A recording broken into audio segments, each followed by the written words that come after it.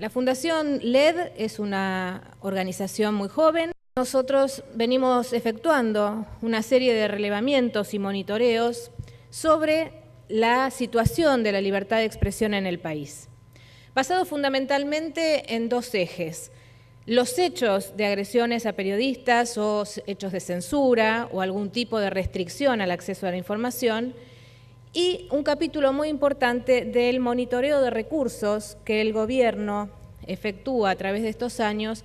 en la transferencia de fondos a los medios de comunicación y en general a disciplinar la línea editorial de los medios y periodistas. Es que LED, además de enfocarse en los hechos que suceden contra periodistas, también lo hace en aquellos hechos que afectan a la libertad de expresión, pero que se trata y tienen como protagonistas a ciudadanos o a organizaciones o a distintos sectores de la sociedad. Y hoy la Argentina es un país considerado a nivel internacional como de libertad de expresión restringida o parcial. La OEA plantea: los estados tienen la obligación de adoptar las medidas para proteger la labor de los periodistas. Y en la Argentina, lamentablemente, eso no sucede. De las últimas 2 semanas, un ataque a un periodista nacional muy conocido, Gustavo Silvestre, el encarcelamiento del periodista santiagueño Juan Pablo Suárez, el episodio contra un concejal que había colaborado en una investigación del periodista Jorge Lanata, y una serie innumerable de escraches, ataques permanentes contra todo aquel que no tenga una línea editorial adicta. La presidenta además nos confesó en un discurso por cadena nacional que existe en la jefatura de gabinete un observatorio de medios que hace un relevamiento minucioso sobre la opinión en los programas y califica si las opiniones son negativas, positivas o neutrales al gobierno. Y los números destinados a disciplinar los medios de comunicación no cambian. Bueno, esta es la única política pública del gobierno de Néstor y Cristina Kirchner que se sostiene y que se protege. El año pasado hizo una cuenta que llegó a los 10.187 millones de pesos, que resultan de la suma de publicidad oficial, Fútbol para Todos, la televisión digital terrestre, la AFCA y todas aquellas políticas que van destinadas de alguna manera u otra a sostener el relato oficial.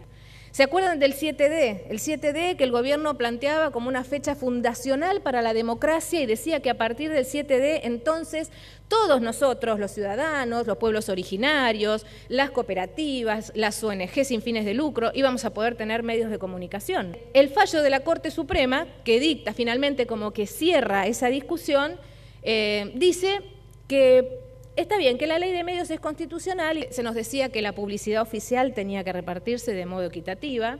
que los medios tenían que ser públicos y no partidarios y que la oposición política tenía que estar reflejada en esos medios públicos. Y uno de los artículos más importantes que la Corte señaló dice que es de vital importancia que la autoridad de aplicación de la ley de medios, es decir, el AFCA, sea neutral, sea independiente, sea un órgano técnico. Cuando miramos los planes de adecuación y cuando los analizamos uno por uno, nos damos cuenta que la ley de medios, como sosteníamos en aquel momento, sirve nada más que para sostenerla como una espada de Damocles que se le aplique a aquellos que no tienen un discurso coherente con las políticas de gobierno. Es cierto, hacía falta cambiar la ley de radiodifusión porque la tecnología cambia, porque las necesidades son distintas, porque el paradigma de comunicación es diferente, pero no hacía falta esta ley, que para lo único que sirve es para castigar, para aplicarse arbitrariamente y para lograr que cada vez mayor cantidad de medios de comunicación, ya sean de televisión o de radio, hablen en favor del gobierno. En materia de marco regulatorio de radiodifusión, ninguna de las leyes, ni la de Chávez ni la de Correa, planteaba una desinversión compulsiva y expropiatoria en el plazo de 1 año, sino que todos esperaban a que las licencias terminaran. La verdad es que nuestra libertad de opinión, nuestra libertad de formación de la opinión política y de los derechos que tenemos como ciudadanos está comprometido